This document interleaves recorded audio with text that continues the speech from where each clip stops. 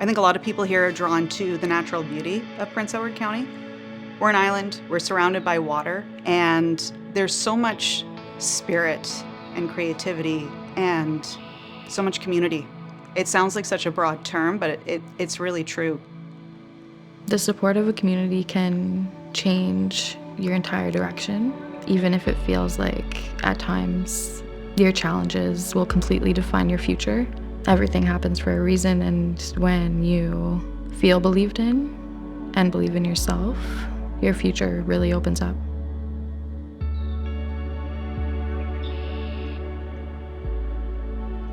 Prince-Édouard County, it isn't sort of the people from away and the people from before. It's a whole bunch of different groups and interests that have a very strong claim to this place, who have very, very different backgrounds, perspectives, and experience. We see a tremendous amount of visitors in the county every year. According to the statistics, we're somewhere in the 2 million range in terms of visits. Probably 350, 400,000 of those are unique visits. Population and the services we need to provide and the challenges this community is swells with the tourism versus the people who live here year-round. It's a beautiful community. That's why people come here. That's why people feel so drawn to its natural beauty. But there's also undiscovered parts of it that you don't really learn until you pull back the curtain and take a look at what else is going on in our community. So the County Foundation is a community foundation, and a community foundation leverages local philanthropy and donorship to create impact in those communities. So often when you're looking at foundations and financial mechanisms, you're looking at levels of government that go above and beyond community, and those decisions are made elsewhere. A community foundation is a powerful thing because there's local-based decision-making, which can really move projects ahead and create impact where it is needed. In terms of the County Foundation, we have a vision of creating a place where everyone belongs and can thrive. Our team is small. We have 2.5 people, all women. I'm the half person. I work part-time. Part of what makes us unique, it's quite nimble because of the small team, but also we're feet on the street. So we're out in the community constantly, every week, every one of us. And so we're really in touch with community organizations and residents. And so that's really where we can glean that information about where are the gaps and really what's happening and what are the needs. Vital signs is a snapshot of the well-being of a community. And so it's like taking the pulse. But just as with humans, that pulse changes continually. The first Vital Signs report locally was done in 2013. The foundation is based on providing grants in the community, but the original founders wanted to make sure that they had a really good basis for knowing where those resources could be best distributed. And so Vital Signs does that. It's a measurement. It's data that is giving us the heartbeat, the pulse of our community. It's a measurement of our vitality. The Sustainable Development Goals, we started to align Vital Signs with them, and I really appreciated having those to work with because it made Vital Signs more goal-oriented, more active, and that's really what we're trying to achieve, and so that's been great improvement. In looking at our data, a few main areas rise to the surface. So that being poverty in the economy, transportation in our rural community, and also education. So when it comes to the economy and rates of poverty, we did find that there was a significant portion of our community that were feeling like they were being left behind in terms of keeping up with rising rates of inflation and affordability. For transportation, we're in a rural community, we're on an island. That's a big struggle for people to get around to employment and work, medical appointments. And we're pretty broad, we're pretty vast. It takes a long time to get from one end of the island over to the other. And then on education, this is one of the most, I think, shocking or illuminating parts of the data that came out in 2013, and that was that our high school graduation rates were lagging behind the province. The first report, when it indicated some weaknesses in the community, there was certainly pushback. I think to that point in time, economic development, for instance, always shows all the positive aspects of a community, so this was somewhat the opposite.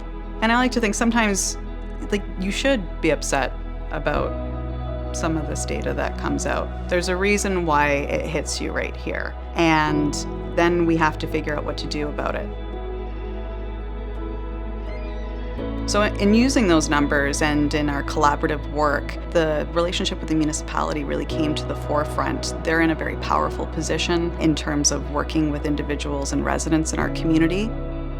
We could see that there's a huge disparity in the income level in our community, much greater than the provincial average. Now, we wouldn't have known that if it wasn't for the vital sign reports emphasizing that year over year. So we created a program which was intended to be a one-year thing. It's now year 3, and I don't think it's ever going to get pulled out of the budget. Recognizing that it's basically a redistributive tax system. It's a yes or a no. You either meet an income threshold or you don't, and then we forgive up to $1,000 or more on your taxes. We also do water bills if you're a renter.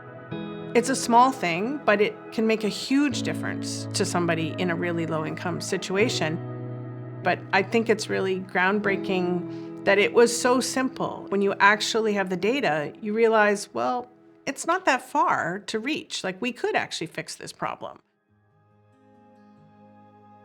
A problem well stated is a problem half solved. When we know the issues that our youth face, there are safeguards and there are already communities of support there for them that can help them navigate the challenges that they face. The Greater Than County Youth Collective is youth and adult allies and youth-serving organizations that want to improve situations for youth in Prince-Édouard County with a specific focus on improving youth graduation rates and supporting youth to enable them to reach their potential. The work continues to happen, and it's really rewarding to see high school graduation rates are improving. With that comes more youth leadership skills are happening, so youth have more of a voice in our community, and that's been recognized by our many organizations, but by the municipality as well. For me, the future is youth. Youth are the future, especially in Prince-Édouard County. We're a very high retirement area. For me, if youth are feeling empowered now, they're going to be the people that are stepping up to be counselors one day, to be mayor one day. There's a lot that we can do now to support youth, to make it so that they are set up for success for those future positions.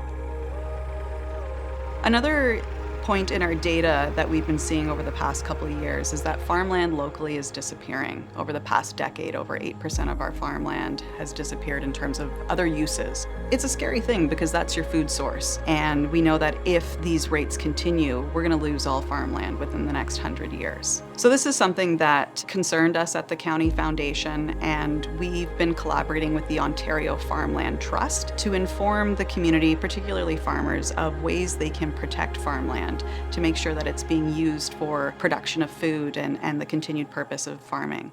In our work with the Farmland Trust, we're actually going to be starting a cluster initiative, which is going to make Prince-Édouard County the fastest growing region for protecting farmland.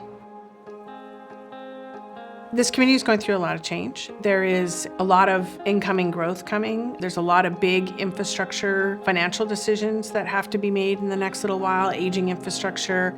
And change scares people, and I hope that this community can come together and rally around a vision for what everyone would like to see this community be, so that they can all see a place for themselves in this community. We got some provincial funding to do some transit, and we are really working with the County Foundation to figure out how do we make it the most effective, seeing who actually is pleased that it exists at all, who's desperate to use it and really has the most positive experience from it. Now we can design a system around those people because they're the ones who really need it. I'm in touch with so many organizations all of the time. For example, the 2021 Vital Signs report on COVID impact, I interviewed 55 people. So I'm in touch all the time. And people are constantly appreciative of that data. Our councillors and mayor and municipality and staff are often using that data and referring to vital signs. I would say that continually in the newspapers and on our local radio station, we're hearing reference to vital signs. So to me, that's a thank you.